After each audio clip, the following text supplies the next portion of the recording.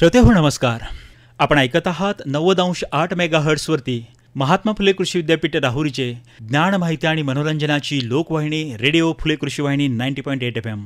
आणि मी डॉक्टर आनंद सवई आपल्या सर्वांचं कृषी जगत ज्ञानदाता या विशेष कार्यक्रमामध्ये मनपूर्वक स्वागत करतो. श्रोतेहो, आज आपला विषय आहे सोयाबीन लागवड तंत्रज्ञान. आणि या विषयावर चर्चा करण्यासाठी आज आपल्या 90.8 FM फुले कृषी वाहिनी या स्टुडिओमध्ये आज आपण निमंत्रित केलेलं आहे डॉक्टर नितीन जनार्दन दानवले सरांना. सर, आजच्या कार्यक्रमामध्ये आपलं मनपूर्वक स्वागत. नमस्ते. श्रोतेहो, खऱ्या अर्थानं डॉक्टर नितीन जनार्दन दानवले सर हे सहयोगी प्राध्यापक कृषी विद्या महात्मा फुले कृषी विद्यापीठ राहुरी येथे कार्यरत आहेत. आणि मला आपल्याला सांगायला निश्चित आनंद वाटेल की जवळजवळ 30 वर्षाहून अधिक कार्यकाल ते कृषी विद्या विभागात कृषी विद्या या विषयामध्ये अतिशय छान पद्धतीचं अध्ययन, अध्यापन आणि संशोधक म्हणून महात्मा फुले कृषी विद्यापीठामध्ये कार्यरत आहेत. आणि आज आपण त्यांच्याकडून जाणून घेणार आहोत सोयाबीन लागवड तंत्रज्ञान याविषयी. आणि आपल्याला सगळ्याला माहिती आहे की आता पावसाला सुरुवात झालेली आहे, शेतकऱ्यांची लगबग सुरू आहे. आणि आपल्याला अत्यंत महत्त्वाचं आणि एक नगदी पीक म्हणून ज्याच्याकडे आता बघितलं जातं शेतकऱ्यांच्या दृष्टीने हे सोयाबीन अतिशय महत्त्वाचं आहे. आणि नेमकंच या सोयाबीनची उत्पादकाची तंत्रज्ञानाची चतुसूत्री जी आहे ती आपल्याला जाणून घ्यायची आहे डॉक्टर नितीन जनार्दन दानवले सरांच्याकडनं. तर सर, आजच्या विषयाच्या अनुषंगाने मला विचारायला निश्चित आनंद वाटेल की सोयाबीन म्हटल्यानंतर अतिशय महत्त्वाचं आणि शेतकऱ्यांच्या जिव्हाळ्याचं पीक आहे. नक्कीच. तर या सोयाबीन पिकासाठी जमीन कशी असणं अपेक्षित आहे?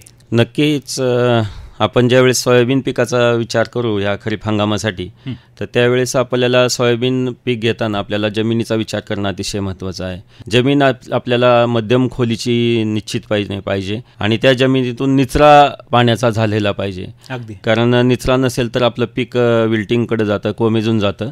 त्यामुळे जमीन मध्यम खोलीची आणि निचरा होणारी निश्चितपणे पाहिजे. आणि त्यापूर्वी डॉक्टर चवई सर, मला तुम्हाला सांगायला अतिशय आनंद होईल की आपण सुरुवातीचं जे तंत्र आहे की आपल्या जमिनीचं माती परीक्षण करून घेणं अतिशय महत्त्वाचं आहे. आणि हे अंग आपल्या शेतकऱ्यांकडून सुटून जातं. त्यामुळं जमिनीतला मातीचा नमुना योग्य प्रकारे घेऊन जमिनीचं माती परीक्षण जर आपण करून घेतलं, ते आपल्या महात्मा फुले कृषी विद्यापीठामध्ये त्याची सुविधा अवेलेबल आहे. परत कृषी खात्यामध्ये सुद्धा आपल्याला माती परीक्षण करून मिळतं. आणि एक केंद्र सरकारचा अतिशय नावाजलेला उपक्रम आहे आरोग्य पत्रिका, जमिनीची आरोग्य पत्रिका.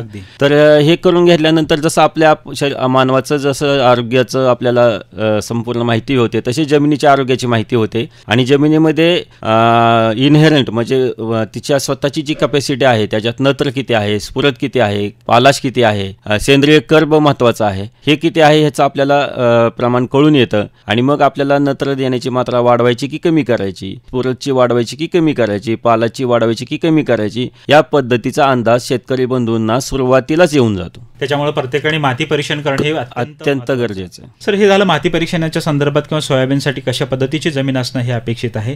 तर पूर्व मशागत हा देखील एक महत्त्वाचा भाग सोयाबीनसाठी आहे. नक्की. काय सांगता येईल सर? पूर्व मशागतीसाठी कसं आहे की आपण आता खूप वेळा काय होतं की आपण पिकामागून पिकं घेत जातो, जमिनीला पुरेशी उसंत मिळत नाही. आणि पूर्वी होतं बघा, आपल्याला उन्हाळ्यामध्ये आपण जमीन नांगरायचो आणि खताचे ढीग टाकायचो आणि ते कालांतराने पसरवले जायचे, पुन्हा 1-2 कोळवाच्या पाळ्या दिल्या जायच्या. अशा प्रकारे जमिनीची मशागत अतिशय छान व्हायची आणि जमीन भुसभुशीत व्हायची. ज्यावेळेस आपण अनवाणी पायाने जमिनीमध्ये चालतो, आपल्या शेतामध्ये चालतो, त्यावेळेस ती जमीन कडक लागली नाही पाहिजे पायाला. आपल्या अतिशय रवाळ अशी ते मातीचा प्रत तयार झाली पाहिजे.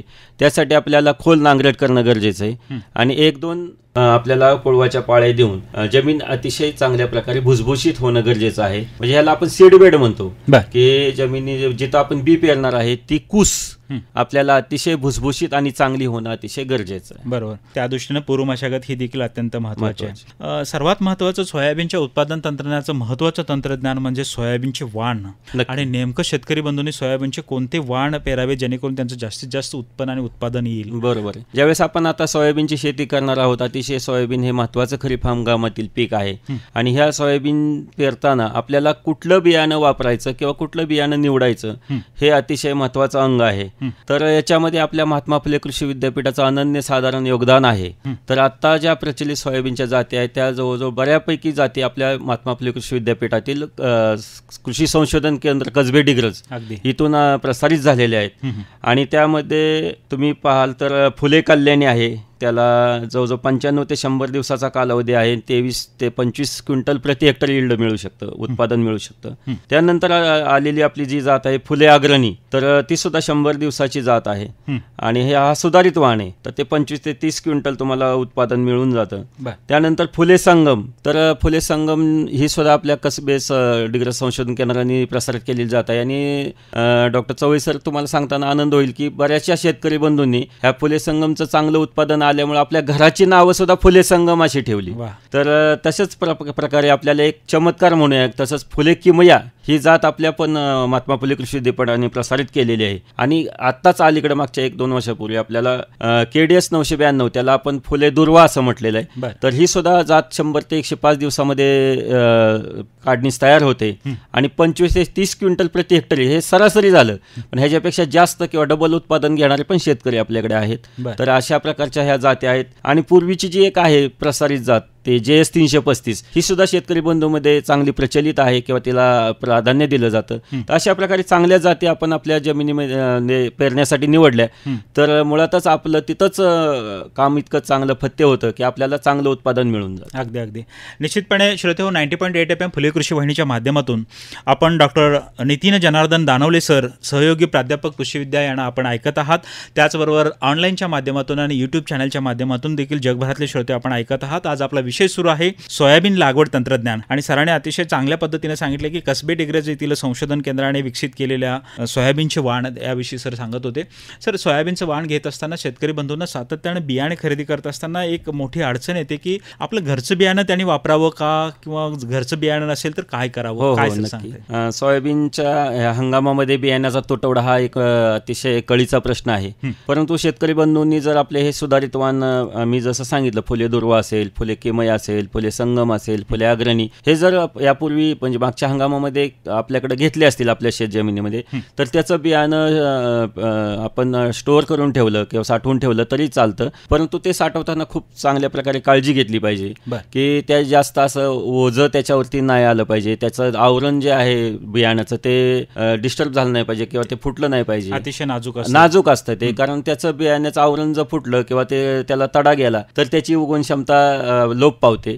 म्हणून त्याची काळजी घेणं अतिशय गरजेचं आहे. त्यामुळे साठवताना ज्या कणगी पूर्वी म्हणायचो आपण बीन्स किंवा पोत्यामध्ये जर साठवलं तर त्याला अतिशय वेगवेगळ्या पद्धतीचे एका एक पोती ठेवणं, थडी लावणं, अशा पद्धतीचं न करता त्याला सेपरेट ठेवणं, अशा पद्धतीने जर व्यवस्थित बियाणं साठवलेलं असेल तर शेतकरी बंधू आपल्या सुधारित वाणांचं मागच्या हंगामातलं बियाणं यावर्षी सुद्धा वापरू शकतात.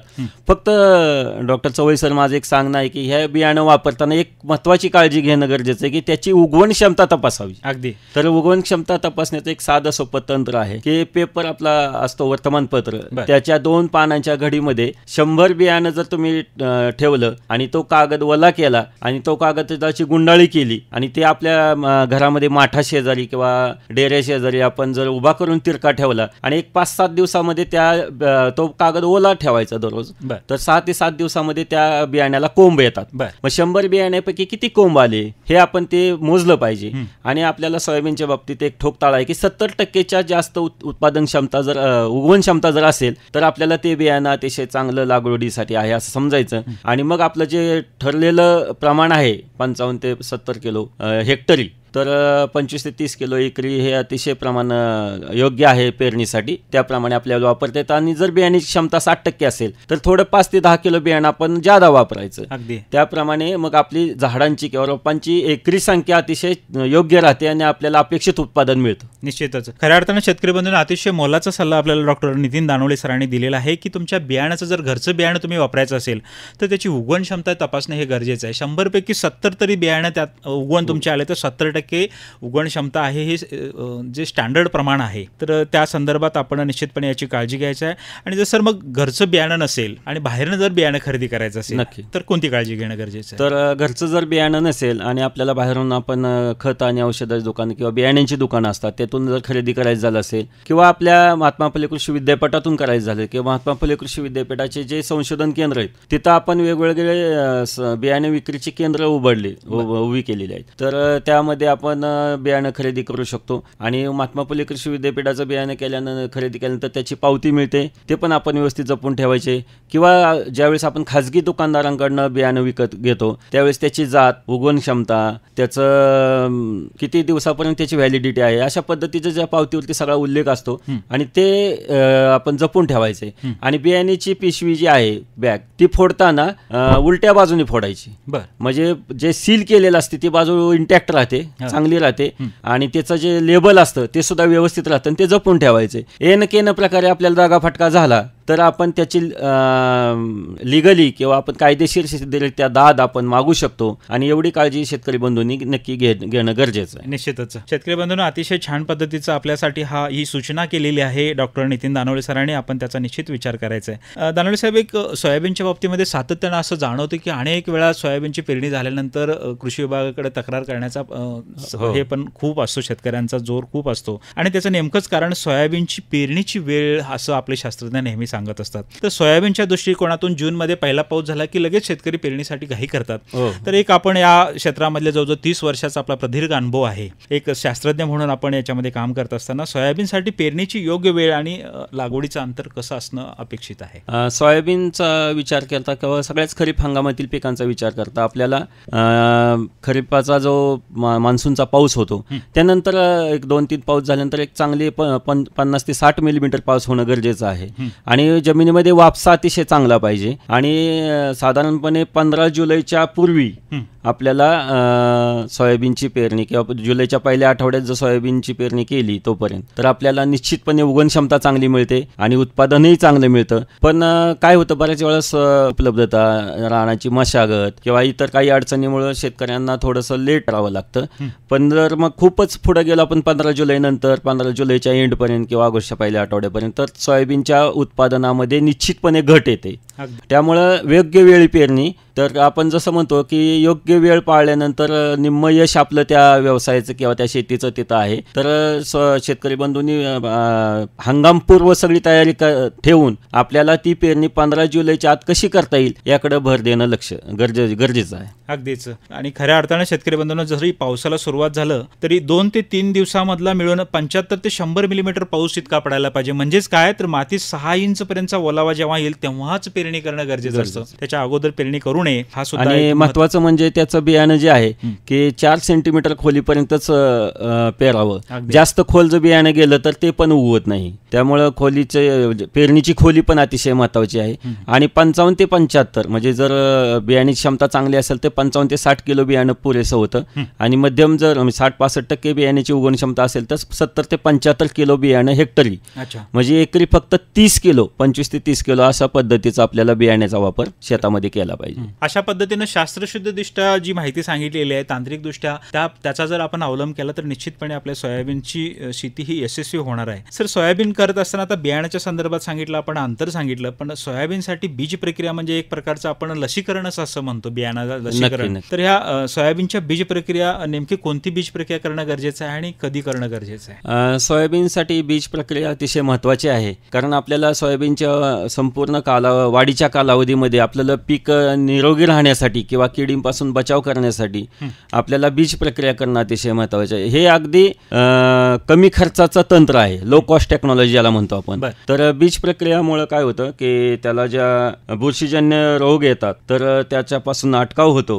तर त्याच्यासाठी आपल्याला साधारणपणे 1 किलो बियाण्यास आपल्याला कार्बोक्झिन किंवा थायरम हे 30 ग्रॅम प्रति 10 किलो बियाण्यास चोळावे, म्हणजे 3 ग्रॅम 1 किलो बियाणं. तर त्याचप्रमाणे थायोमेक्झिम तर हे 30% 100 मिली प्रति 10 किलो बियाण्यास, म्हणजे 10 मिली 1 किलो बियाण्यास असं चोळायचं आहे आपल्याला. ही झाली रासायनिक बीज प्रक्रिया. परंतु त्याच्याबरोबर अतिशय महत्वाचे जे आहे की बायो फर्टिलायझर्स, ही जीवाणू संवर्धक जैविक प्रक्रिया अतिशय महत्वाची आहे. त्याच्यासाठी रायझोबियम ते पण आपल्याला स्पेशली सोयाबीन गटाचं मिळतं. तर ते 25 ग्रॅम प्रति किलो किंवा 250 ग्रॅम 10 किलोला चोळायचं आहे. तर याच्यासाठी त्यासाठी आपल्याला पाण्याचा आणि गुळाच्या पाण्याच्या द्रावणाचा वापर करायचा आहे. तर आता त्याच्याही पुढे जाऊन मी सांगेन की आता आपल्या महात्मा फुले कृषी विद्यापीठाने द्रवरूप जीवाणू संवर्धनाचं निर्मिती केलेली आहे. तर त्यासाठी द्रवरूप रायझोबियम जे आहे सोयाबीन गटाचं ते ह्याला 25 मिली प्रति किलो बियाणं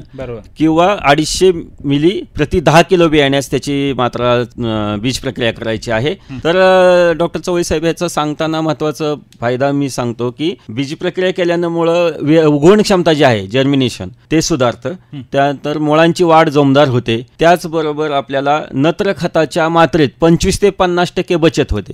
कारण नत्राचा वापर वाढतो. आपण खतं हे जास्त प्रमाणात देतो म्हणण्यापेक्षा त्याला विकत घेण्याचा खर्च आहे आणि जमिनीला केमिकल्स कमी टाकणं अतिशय आपल्याला गरजेचं आहे. कारण आता आपल्याला इको फ्रेंडली जाणं गरजेचं आहे. त्यानंतर आपल्याला उत्पादनामध्ये सोयाबीनच्या निश्चितपणे 15 ते 20% वाढ होते ह्या फक्त बीज प्रक्रियेमुळे. आणि आपल्याला तुकाराम महाराजांनी पूर्वी सांगितलेलंच आहे की शुद्ध बीजापोटी फळे रसाळ गोमटी. त्यामुळे आपलं बियाण्याचं वाण निवडतानाच काळजी घेणं गरजेचं आहे आणि त्याला बीज प्रक्रिया केली तर अशा प्रकारचं निरोगी आणि शुद्ध बियाणं जर आपण लावलं तर निश्चितपणे सोयाबीन पिकाचं उत्पादन आपल्याला भरघोस मिळणार. अगदी या ठिकाणी सर शेतकऱ्यांची थोडीशी गल्लत होण्याची शक्यता असते की आपण सांगितल्या पद्धतीनं रासायनिक, बुरशीनाशक आणि जैविक अशा 3 पद्धतीची याचा क्रम वगैरे कशा पद्धतीने असणं अपेक्षित आहे. कधी कधी उलट सुलट होण्याची. तर निश्चितपणे अतिशय मार्मिक प्रश्न आहे की प्रथमतः रासायनिक प्रक्रिया ज्या आहेत बीज प्रक्रिया त्या पूर्वी करायच्या, अगोदर करायच्या, त्या झाल्यानंतर सुकल्यानंतर मग तुम्ही जैविक प्रक्रिया बीज प्रक्रिया करायची. अच्छा, अशा पद्धतीने.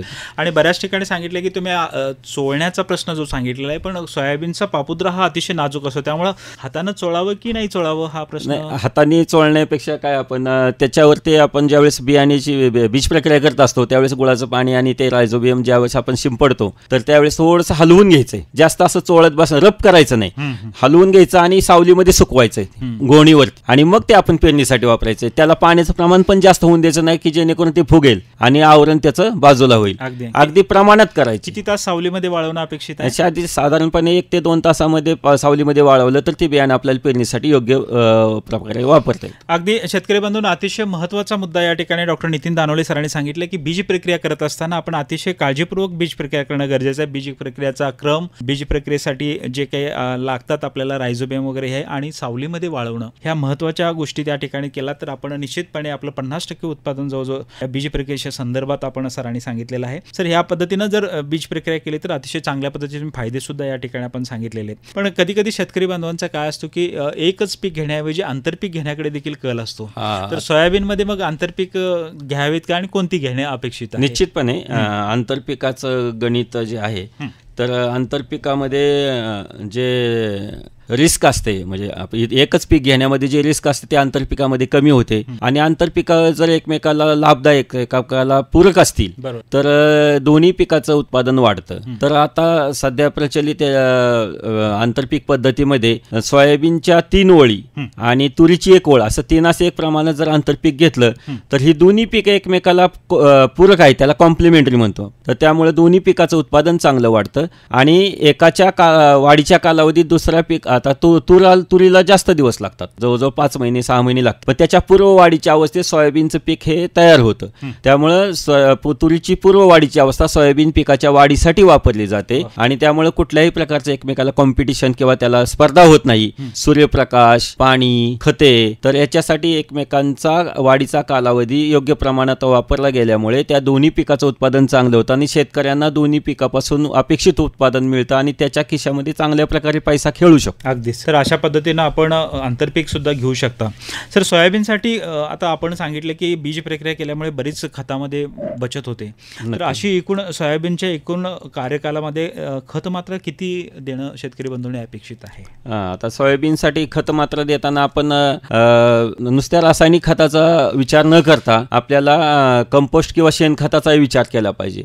ते जवळजवळ 10 ते 12 टन प्रति हेक्टरी म्हणजे 4 ते 5 टन एकरी आपल्याला शेणखत किंवा कंपोस्ट कंपोस्ट खत दिलं पाहिजे. हे ज्यावेळेस आपण मशागत करत असतो नांगरट किंवा कोळवाच्या पाळ्या त्याच वेळेस टाकून आपल्याला त्या जमिनीमध्ये मिसळलं गेलं पाहिजे. आणि त्यानंतर जे रासायनिक खत आहेत त्याच्यासाठी आपल्याला नत्र, स्फुरद आणि पालाश, ते नत्र जे आहे ते 50 किलो प्रति हेक्टरी, त्यानंतर स्फुरद जे आहे ते 75 किलो प्रति हेक्टरी आणि पालाश जे आहे ते 45 किलो प्रति हेक्टरी द्यायचंय. आता चवई सर तुम्ही म्हणसाल की नत्र 50 किलो मी कसा द्यायचा किंवा 75 किलो स्फुरद कसा द्यायचा किंवा पालाश मी 45 किलो कसा द्यायचा, त्याची विभागणी कशी, त्याची विभागणी. तर हे आपल्याला जे आहेत हे खत पेरणीच्या वेळेसच शक्यतो द्यायचे. आपल्याला याच्यामध्ये काय टॉप ड्रेसिंग तयार करायची गरज नाही. परंतु हे खत देताना आपण युरिया किती वापरायचा, कारण नत्र हे बाजारात मिळत नाही, स्फुरद हा तसाच बाजारात मिळणार नाही, पालाश मिळणार, तर त्यासाठी सिंगल सुपर फॉस्फेट किंवा म्युरेट ऑफ पोटॅश वापरावा लागेल. तर नत्राची 100 किलो नत्र घेतला, युरिया घेतला तर त्याच्यात 46.4% नत्र असतो. स्फुरद जर आपण 100 किलो घेतला सिंगल सुपर फॉस्फेट त्यात 16% पी असतो, फॉस्फरस असतो. आणि पालाश जर 100 किलो घेतला तर त्याच्यामध्ये आपल्याला 60%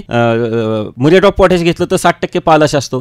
तर ह्याचं जर आपण प्रमाण गुणोत्तर केलं तर आपल्याला जे नत्र द्यायचंय त्याला 2.17 हा गुणक आहे. 2.17 ने गुणलं की तुम्हाला तेवढी युरियाची गोणी किंवा युरियाचा किती किलो युरिया द्यायचा ते येतो. मग तुम्ही शेतकरी आपण जर गेलो दुकानामध्ये तर त्याला आपण आमचं सोयाबीन पेरले मला खत द्या असं म्हणण्यापेक्षा मला 50 किलो सोयाबीनला खत द्यायचंय, युरिया नत्र द्यायचा, तर मला युरिया किती 2.17, त्याला 50 गुणिले 2 100 किलो म्हणजे 2 गोणे मला युरियाच्या द्या.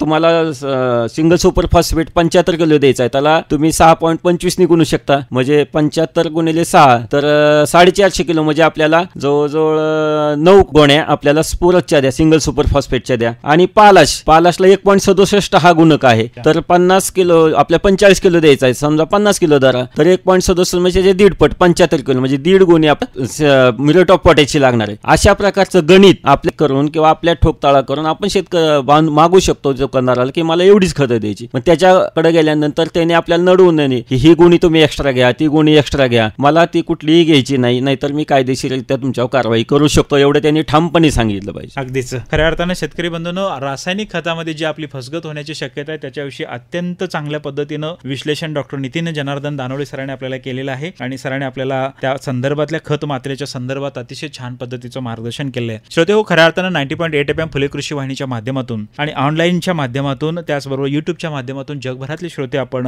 डॉक्टर नितीन जनार्दन दानवडे सर यांना आपण ऐकत आहात. आणि आज आपला विषय सुरू आहे सोयाबीन लागवड तंत्रज्ञान. आणि सर आपल्याला सोयाबीन विषयी आपल्याशी संवाद साधत आहेत. सर, जर आज बघितलं तर शेतकऱ्याला शेती करत असताना मजुरांचा तुटवडा फार मोठ्या प्रमाणामध्ये जाणवतो आणि हे करत असताना जर सोयाबीनसाठी जर आंतरमशागत किंवा तण नियंत्रण असेल तर याविषयी काय सांगता येईल? आता डॉक्टर आनंद चवई सर तुम्ही अतिशय कळीचा मुद्दा उपस्थित केला की मजूर आता शेती करायला खूपशा शेतकऱ्यांच्या खूप जीवावर येतं किंवा म्हणण्यापेक्षा त्याची अडचण होती ते मजुरीसाठीच होते. कारण मजूर आता शेतकऱ्यांच्या पेक्षा वरचढ झालेला आहे. त्यांना स्वतः ट्रॅक्टरमध्ये घालून घरी घेऊन म्हणजे शेतावर घेऊन यायचं, पुन्हा ट्रॅक्टरमध्ये घेऊन त्यांना घरी पोचवायचं, त्यांच्या जनावरांची आपणच काळजी घ्यायची, त्यांना दुपारी जेवणासाठी सुट्टी आहे, या सगळ्या गोष्टी असताना सुद्धा त्या मजुरांची मनोभावे शेतामध्ये काम करण्याची अजिबात इच्छा नसते. त्यामुळे आपल्याला जास्तीत जास्त करून यांत्रिक पद्धतीकडे किंवा मेकॅनायझेशनकडे जर गेलं पाहिजे तर त्यासाठी आपण सोयाबीन पेरणी झाल्यानंतर 15 ते 20 दिवसांनी एक कोळपणी करायची आणि त्यातलं तण वेचून घ्यायचंय आणि त्यानंतर आपल्याला एखादी जमलं तर एखादी खुरपणी करा 1 महिना किंवा 1.5 महिन्यांनी. आणि मॅक्झिमम आपल्याला वापर जो आहे तण नियंत्रणासाठी हे आपल्याला रासायनिक पद्धतीनं जायचं आहे. तर याच्यामध्ये सोयाबीन पेरल्यानंतर वापस्यावर म्हणजे 2 दिवसांनी किंवा 3 दिवसांनी 48 ते 72 तासामध्ये आपल्याकडे एकदम अतिशय शेतकरी बंधूंना पण हे खूप माहिती आहे की पेंडीमिथॅलिन हे उगवणीपूर्व जे मारायचं आहे तणनाशक ते त्याची मात्रा जी आहे ते 35 ते 40 मिलीलिटर प्रति 10 लिटर पाण्यामध्ये मिसळून ते मारायचं आहे. आणि ते मारताना डॉक्टर चवई सर एक शेतकरी बंधूंना माझं सांगणं आहे की त्यांनी एक काळजी अशी घ्यायची ते उलट्या पद्धतीने मारतेच की सरळ जर मारलं तर ते तुडवत जातं आणि उलट्या पद्धतीने मारता आलं तर त्याचे वापशावरती दुसऱ्या दिवशी सकाळी असे आपण शेतात पाहिलं एक फिल्म तयार होते. तर ती फिल्म तयार झाल्यामुळे जे उगवणारा अंकुर असतो गवताच्या बियाचा तर तो मारला जातो आणि त्यामुळे आपल्याला निश्चितपणे तण नियंत्रण अतिशय चांगल्या पद्धतीचं होतं. त्यानंतर पीक वाढीच्या कालामध्ये 20 ते 25 दिवसांनी आपल्याला एक इमेजिथॅपर म्हणून एक तणनाशक आहे तर त्याचं 20 मिली प्रति 10 लिटर पाण्यामध्ये मिसळून जर फवारणी केली तर निश्चितपणे खूप चांगला आपल्याला तण नियंत्रण सोयाबीन मध्ये करता येतं. किंवा त्याला एक दुसरं पर्याय जे आहे क्युझॅल्युफॉप इथाईल म्हणतो आपण त्याला, ते 5 EC तर हे सुद्धा 20 मिली प्रति 10 लिटर पाण्यामध्ये मिसळून शेतकरी बंधूंना वापरायचं आहे. त्याच्यामुळे आपल्याला तण नियंत्रण बऱ्यापैकी सोयाबीन पिकामध्ये अनुभवता येतं. आणि एक चांगली आपली प्रचलित म्हण आहे डॉक्टर चवई सर की तण खाई धन. अगदी शेतकरी हिंडे वन वन. हा, तर त्यामुळे हे आपल्याला टाळायचं असेल तर आपल्याला तण नियंत्रण यांत्रिक पद्धतीनं आणि रासायनिक पद्धतीने, ह्याला आपण एकात्मिक म्हणतो, तर अशा पद्धतीचा वापर करून तण नियंत्रण केलं तर निश्चितपणे शेतकरी बंधूंना अगदी सोन्याचे दिवस आहेत. वा वा, छान छान. खऱ्या अर्थानं शेतकरी बंधूंना अतिशय छान पद्धतीचं तण नियंत्रण या ठिकाणी दानोळे सरांनी सांगितलेलं आहे. त्यानंतर सर अतिशय महत्वाचा एक मुद्दा म्हणजे पाणी व्यवस्थापन. सोयाबीनचा जर कार्यकाल बघितला, टोटली जर बघितलं तर पाणी व्यवस्थापन कोणत्या अवस्थेमध्ये आणि कधी करणं अपेक्षित? हा, आता पाणी व्यवस्थापन करताना आपण शेतकरी बंधूंनी एक महत्वाची काळजी घेतली पाहिजे. ज्यावेळेस आपण खरीप हंगामामध्ये हे सोयाबीन पीक घेत आहे तर त्यावेळेस जर आपल्याला रेग्युलर पाऊस झाला व्यवस्थित तर त्याला इतर जास्त पाण्याची काही गरज लागत नाही. परंतु एक दोन अतिशय संवेदनशील अवस्था ज्या म्हणतो पाण्याच्या त्या आहेत सोयाबीन पिकासाठी. तर एक जी अवस्था आहे ते पीक लावल्यानंतर, सोयाबीन पीक लावल्यानंतर 30 ते 35 दिवसांनी, मग त्यावेळेस त्याला फांद्या फुटत असतात, त्याला ब्रँचिंग म्हणतो आपण. अशा वेळेस एक पाणी देणं गरजेचं आहे. आणि दुसरं जे पाणी आहे ते पीक फुलर येत असताना ज्यावेळेस फुलकळी लागते तर त्यावेळेस त्याला पाणी देणं गरजेचं आहे. ते 45 ते 50 दिवसांनी, म्हणजे 31 दिवसांनी दुसरं 50 ते 55 दिवसांनी जर पाणी दिलं तर आपल्याला सोयाबीन पिकाचं अपेक्षित उत्पादन हमखासपणे मिळतं. अगदीच पाणी देण्याची ही महत्वाची अवस्था आहे. सर पुन्हा शेतकऱ्यांच्या दृष्टीनं अतिशय अजून एक पुन्हा खर्चिक भाग म्हटलं तर सोयाबीनवरती येणाऱ्या ज्या किडी आहेत किंवा रोग आहेत, नक्की हे एक त्यांच्यासाठी फार मोठं त्रस्त असं वाटत असतं. तर या दृष्टीनं सोयाबीनवरती येणाऱ्या प्रमुख किडी आणि रोग जे असतात तर त्यांचं व्यवस्थापन कसं करणं अपेक्षित आहे? आता आपण वेगवेगळ्या वेळेवर पेरणी केली, जमिनीची मशागत चांगली केली, बीज प्रक्रिया केली, पीक लावलं, पाण्याचं नियोजन केलं, पण निसर्गामध्ये कसं असतं की ज्यावेळेस आर्द्रता जास्त होते, सलग 5 ते 6 तास पानं सोयाबीनची ओली राहतात, पुन्हा हवा खेळती राहत नाही आणि ढगाळ वातावरण असल्यानंतर निश्चितपणे किडीचा आणि रोगांचा प्रादुर्भाव जास्त होतो.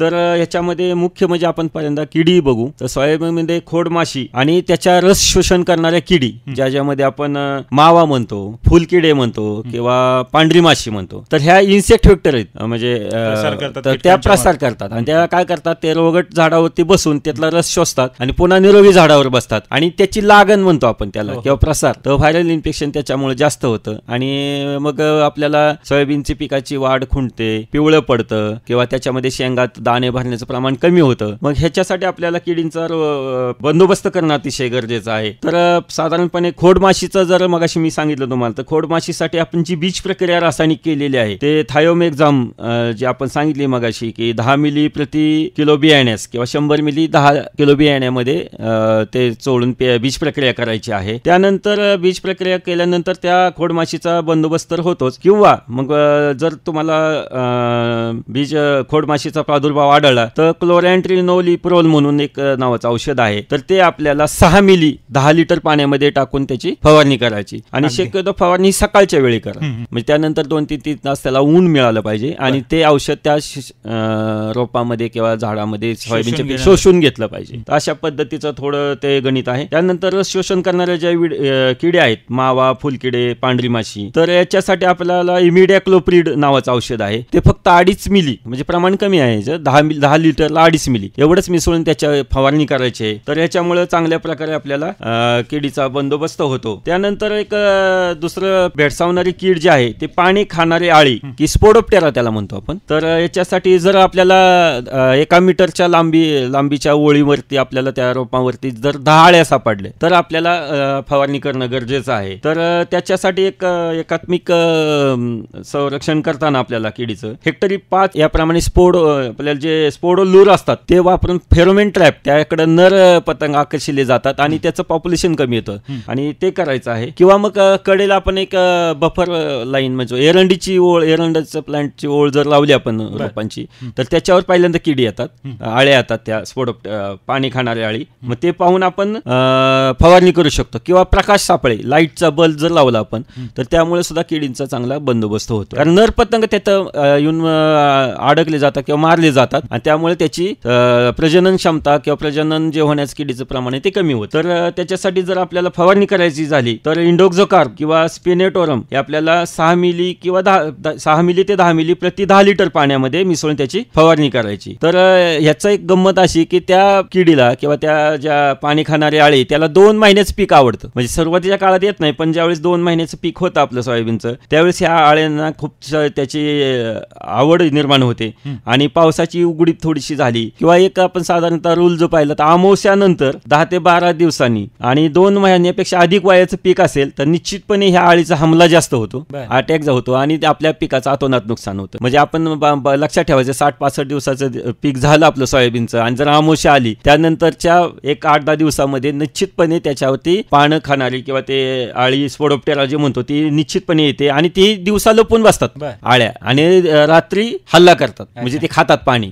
त्यामुळे थोडी काळजीचं बंदोबस्त करणं अतिशय गरजेचं आहे. आता डॉक्टर आनंद चवई सर, हे झालं आपलं किडींबद्दल. आता रोगांचं जर पाहिलं तर तसं आपल्याकडं जास्त रोगांचं प्रमाण नाहीये, परंतु सगळ्यात महत्वाचं जो आहे ते सोयाबीन पिकासाठी तांबेरा. तर तांबेरा हा रोग बऱ्यापैकी येतो, तो बुरशीजन्य रोग आहे. तर त्या रोगामुळे साधारणतः 40% 80% पर्यंत नुकसान होऊ शकतं तांबेरामुळे. तर त्याला अतिशय बंदोबस्त करणे योग्य, त्याला प्रतिबंध करणारे जाती वापरणं हे एक अतिशय महत्वाचं, prevention is better than cure अशा पद्धतीने म्हणतो. आणि आपल्या महात्मा फुले कृषी विद्यापीठाचं त्याच्यामध्ये खूप मोठं वरदान आहे की त्या रोगाला प्रतिकारक जाती आपण दिलेल्या आहेत. तर त्याच्यासाठी आता जी आपण चर्चा केली सुरुवातीला की फुले संगम, फुले फुले दुर्वा आणि फुले अग्रणी ह्या जातींची निवड केली तर त्या तांबेरा ह्या रोगाला प्रतिकारक आहेत, म्हणजे त्याला तांबेरा रोग येतच नाही. म्हणजे हे अतिशय महत्वाचं गमक आहे. म्हणून आपण जात कुठली निवडायची, तुम्ही जसं म्हटलं मगाशी की योग्य जात निवडलं तर आपल्याला पुढे योग्य प्रकारे पीक घेता येतं, त्याचं गणित हित आहे. अगदीच. आणि सरांनी सुरुवातीलाच सांगितलं की शुद्ध बीजापोटी फळे रसाळ गोमटी, ते रसाळ गोमटी येण्याच्या पाठीमागचं कारण हेही आहे, अत्यंत महत्वाचं बोलक आहे. आणि त्यानंतर समजा जर आपल्याला हे रोग इतर जाती आपण काही निवडले असतील येणे प्रकारे आणि आपल्याला जर फवारणी करायची झाली तर त्याची पेरणी सुद्धा तुम्ही जसं मगाशी म्हणलं सर की 15 ते 25 जून, आपण जून एंडच्या जर पेरणी केली तरी शक्यतो हा तांबेरा रोग येत नाही. आणि जर उशिरा पेरणी झाली असेल किंवा आपल्याला एखाद्या वेळेस जात वेगळी असेल आणि जर रोगाचा प्रादुर्भाव दिसला तर हेक्झाकोनाझोल हे आपण 10 मिली किंवा प्रोपिकॅनोझोल हे 10 मिली 10 लिटर पाण्यामध्ये मिसळून आपण 15 दिवसाच्या अंतराने 2 फवारण्या करायच्या. तर हे जर केलं तर आपल्याला तांबेरा रोगापासून निश्चितपणे आपल्याला त्याचे संरक्षण होतं आणि आपल्याला पिकाचं उत्पादन चांगलं मिळतं. अगदी. सर, हे झालं सगळं, पण शेतकरी बांधवांनी अतिशय प्रचंड कष्ट करून लागवडीपासून आतापर्यंतच्या स्टेजपर्यंत आपण माहिती सांगितल्या या पद्धतीने केलेलं आहे. पण आज जर बघितलं की जागतिक हवामान बदल आहे आणि नेमकंच सोयाबीन काढणीच्या वेळी कधी कधी पावसाची शक्यता वाढते, तर नेमकं सोयाबीनची काढणी कधी करावी आणि कशा पद्धतीने करावी, काय सांग? नक्कीच.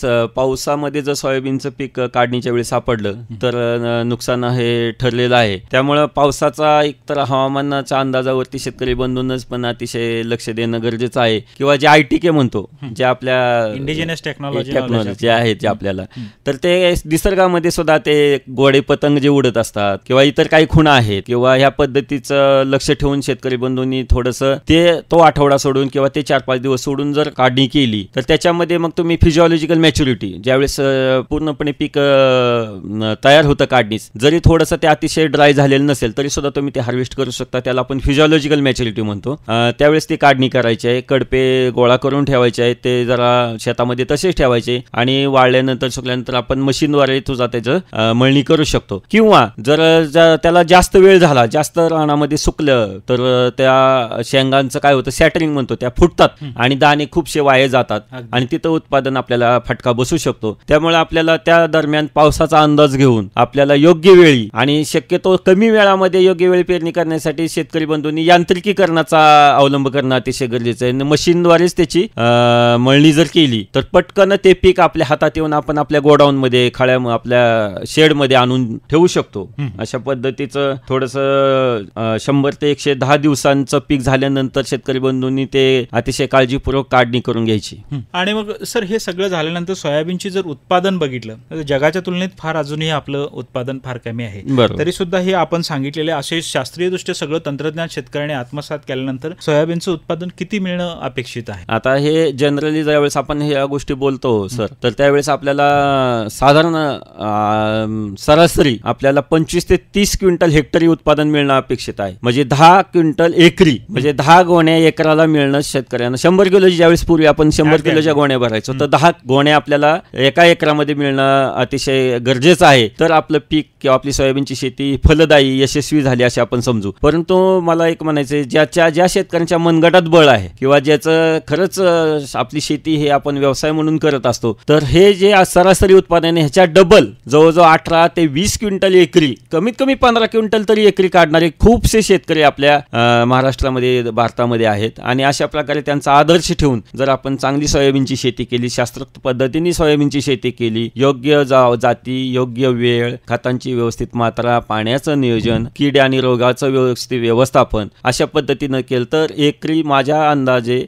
15 क्विंटल प्रति एकरी किंवा 30 ते 45 क्विंटल प्रति हेक्टरी एवढं उत्पादन मिळणं क्रमप्राप्त आहे. अगदी. आणि इतके उत्पादन घेणारे आपले शेतकरी सुद्धा आहेत. आणि आपण सुरुवातीला सांगितलं की त्याने आपल्या बंगल्यांना सुद्धा सोयाबीनच्या वाणानं फुले संगम या नावाची घरं सुद्धा बांधलेली आहेत. नक्की. ही अतिशय विद्यापीठाच्या प्रति कृतज्ञता दाखवणारी शेतकऱ्यांनी केलेली ही गोष्ट. ह्याला जोडून एक मी सांगतो डॉक्टर आनंद चवई सर, की ज्यावेळेस आपण ह्या शेतकरी बंधूंनी त्यांच्या घराला फुले संगम वगैरे अशी ज्यावेळेस नावं दिली, तर आपल्याला त्या नामकरणामुळे आपल्या विद्यापीठाचा ऊर भरून आला आणि शेतकऱ्यांप्रती जे आपल्या विद्यापीठाचं दायित्व आहे ते खऱ्या अर्थाने प्रत्यक्षात उतरतं. आणि खरं सांगायचं झालं तर अलीकडच्या ह्या काळामध्ये की शेतकरी बंधूंचं म्हणजे सपराचं जे घर होतं साधं काडाचं, ते जाऊन स्लॅबची घरं शेतकरी बंधूंना मिळणं किंवा त्याच्यामध्ये राहण्याचा आनंद उपभोगणं, तर हे विद्यापीठांनी केलेल्या प्रगतीमुळे, विद्यापीठांनी जे शिफारस केलेले नवीन नवीन वाण आहेत, सोयाबीन सारखे असतील, ऊसाचे असतील, तर ह्याच्यामुळे त्यांच्याकडे पैसा खेळू लागला आणि त्यांची आर्थिक उन्नती झाली आणि त्यामुळे त्यांच्याकडे समाधान आलं आणि त्यांना त्यांचं जीवन अतिशय सुसह्य पद्धतीनं त्यांना व्यतीत करता येतं. हे अतिशय अभिमानाची गोष्ट. निश्चितच. आणि अतिशय सन्मानपूर्वक आहे. महात्मा फुले कृषी विद्यापीठ हे सातत्यानं शेतकरी केंद्रित असं संशोधन आपल्या हाती घेत असतं आणि शेतकऱ्यांचंच हित डोळ्यासमोर ठेवून हे सर्व कार्य त्या ठिकाणी करत असतं. शेतकरी बंधूंनो, खऱ्या अर्थानं 90.8 FM फुले कृषी वाहिनीच्या माध्यमातून आपण सोयाबीन लागवडी तंत्रज्ञान याविषयी संपूर्ण माहिती डॉक्टर नितीन जनार्दन दानवले सर यांच्याकडून आपण ऐकलीत. तरीही आपल्या मनामध्ये काही शंका असतील, काही प्रश्न असतील तर जरूर आपण त्यांच्याशी संपर्क साधू शकता. मी त्यांचा संपर्क क्रमांक देत आहे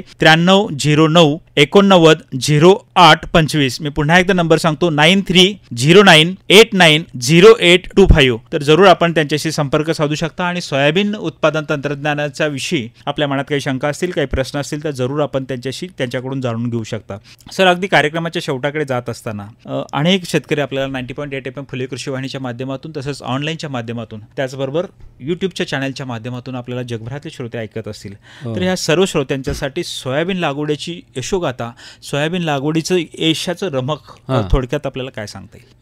बरोबर. अगदी थोडक्यात आपल्याला ह्याची समरी म्हणूया किंवा याचा सारांश सांगायचा झाला सोयाबीन लागवडीचा, तर सोयाबीन लागवडीचा सारांश आणि त्याचं यशस्वीतेचं गमक जर आपण विचारात घेतलं तर सोयाबीनचं एकतर आपल्याला योग्य जात निवडणं अतिशय महत्त्वाचं आहे. त्यानंतर बियाण्याला बीज प्रक्रिया करणं अतिशय रासायनिक आणि जैविक करणं गरजेचं आहे. त्यानंतर सोयाबीन पिकाची पेरणी योग्य वेळेत करणं गरजेचं आहे. तर साधारणपणे जून महिन्यात तुम्ही जसं सांगितलं मगाशी की 50 ते 100 मिलीमीटर पाऊस झाल्यानंतर आणि 15 जुलैच्या अगोदर जर पेरणी केली तर उत्पादनामध्ये घट येत नाही. त्यानंतर सोयाबीन पिकासाठी आपण योग्य प्रकारे खत मात्रा देणं गरजेचं आहे. त्याच्यामध्ये शेणखत आणि कंपोस्ट खत असेल किंवा रासायनिक खत याचा योग्य प्रमाणात वापर करणं गरजेचं आहे. त्यानंतर सोयाबीनच्या संवेदनशील अवस्थेमध्ये पाणी व्यवस्थापन करणं गरजेचं आहे. 31 ते 35 दिवसांनी, दुसरं 50 ते 60 दिवसांनी म्हणजे